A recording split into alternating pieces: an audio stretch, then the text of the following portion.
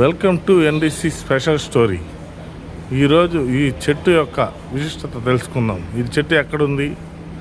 ఈ చెట్టు వచ్చి మన సూలూరుపేట చెంగాలమ్మ టెంపుల్లో ఉంది. సూలూరుపేట చెంగాలమ్మ టెంపుల్లో ఈ చెట్టు ఎలా ఏర్పడింది అనే విషయానికి వస్తే, అమ్మవారి దర్శనానికి అంటే అమ్మవారి ఆలయానికి తలుపుల కోసం చెక్కలు తెచ్చిపెడితే మరుసటి రోజుకంతా ఆ చెక్కలు వృక్షంగా మారినట్టుగా కూడా గతంలో పెద్దవాళ్ళు పురాతన కథ చెప్తుంటారు. ఈ వృక్షం యొక్క ప్రత్యేకత ఏంటంటే మన కోరిన కోరికలు తీరుస్తుంది. అదే ప్రకారం సంతానం లేని వారికి సంతానాన్ని అందిస్తుంది.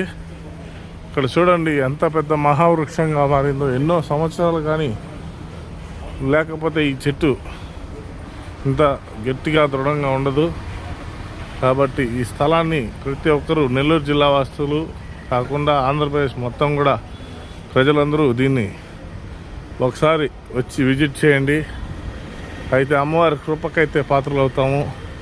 మన కోరికలు, తీరని కోరికలన్నీ కూడా